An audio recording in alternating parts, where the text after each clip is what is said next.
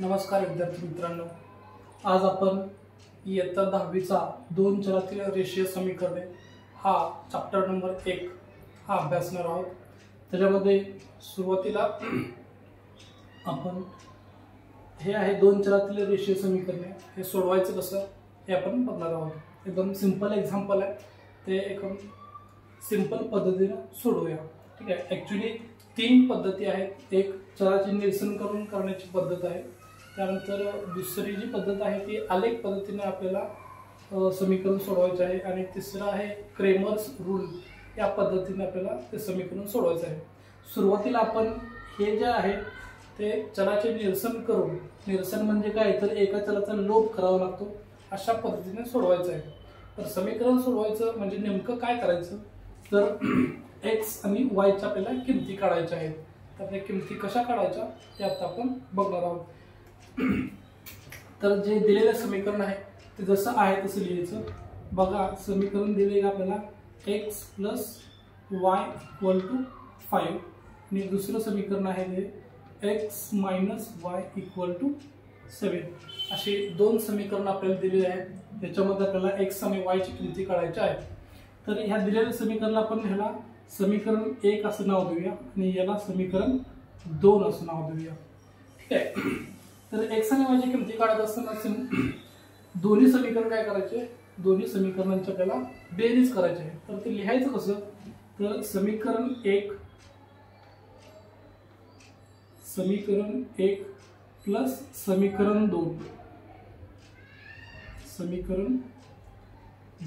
असं लिहिलं तर चालतं, किंवा समीकरण 1 व समीकरण 2 यांची बेरीज करू।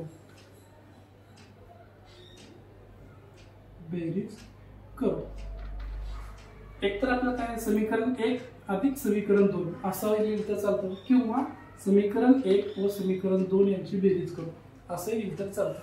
ठीक आहे, तर आपल्याला काय करायचं, आपण एकच लिहूया। हे सोपं आहे आपल्याला लिहायला, ते आपण खालचं पुसून टाकूया, चालेल।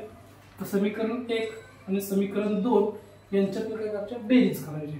काय आहे तुमचं समीकरण 1 x plus y equal to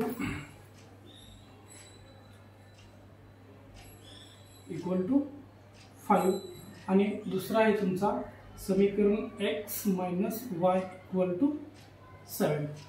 यांचं आपल्याला बेरीज करावी। करा बेरीज, प्लस केलं किती येते बघा, x अधिक x किती येते 2x।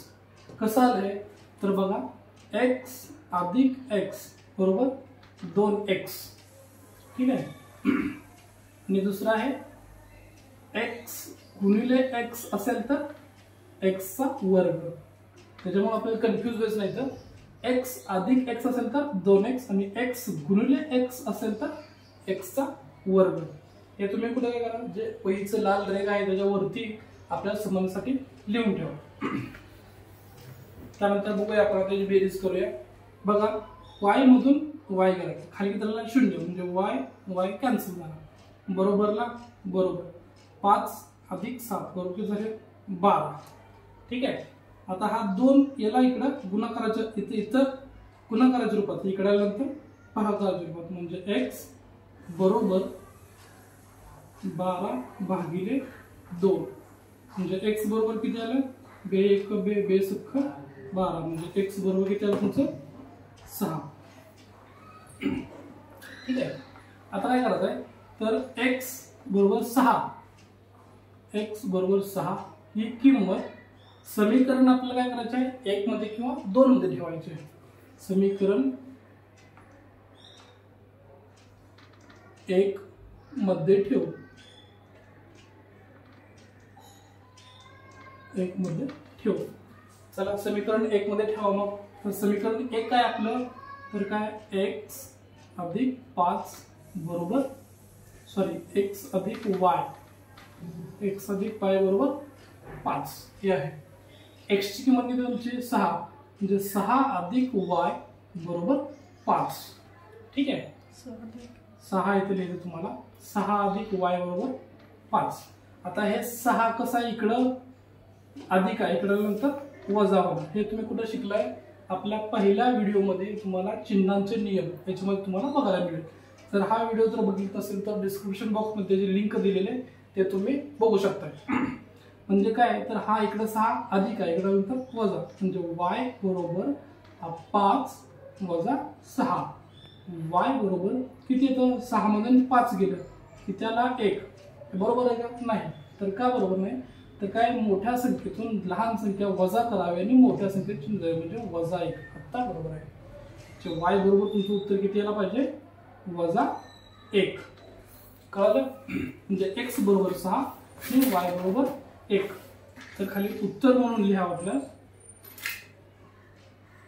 x बरोबर 6 आणि y बरोबर वजा 1. आणि अशा पद्धतीने आपण काय केलेलं आहे? x आणि y च्या किमती काढलेल्या आहेत. आता हे आलेलं उत्तर आपलं चूक आहे की बरोबर आहे ते सुद्धा आपण पडताळू शकतो. कसं पडताळायचं? तर ह्या x आणि y च्या किमती काय करायच्या? समीकरण 1 मध्ये किंवा 2 मध्ये ठेवायच्या. समीकरण 1 मध्ये ठेवूया. बघा काय होते, तर x ची किंमत किती आहे तुमची? 6. इथंच ठेवूया. समीकरण 1 ची किंमत आहे 6 आणि y ची किंमत किती आहे? वजा 1. म्हणजे y ची किंमत वजा 1 बरोबर किती तुमचं? 5. म्हणजे 6 मधून 1 गेला तर 5. म्हणजे आपलं काढलेलं उत्तर सुद्धा बरोबर आहे. कळालं? काय प्रॉब्लेम याच्यामध्ये असेल तर विचारा, कमेंट बॉक्समध्ये मला सांगा, त्याचं मी तुम्हाला उत्तर देतो. ठीक आहे. आता तुम्ही काय करा, सेम असंच आहे, तुम्ही स्वतः एक एक्झाम्पल सोडवा. दुसरं एक्झाम्पल तुम्ही सोडवा वाटलं. दुसरं एक्झाम्पल काय आहे तुमचं? तर x अधिक y बरोबर 6 आणि x वजा y बरोबर 8. ठीक आहे. तर हे तुम्हाला दुसरं एक्झाम्पल सोडवायचं आहे. सोडवल्यानंतर मला त्याचं उत्तर काय आहे ते कमेंट बॉक्समध्ये कळवा. ठीक आहे. धन्यवाद.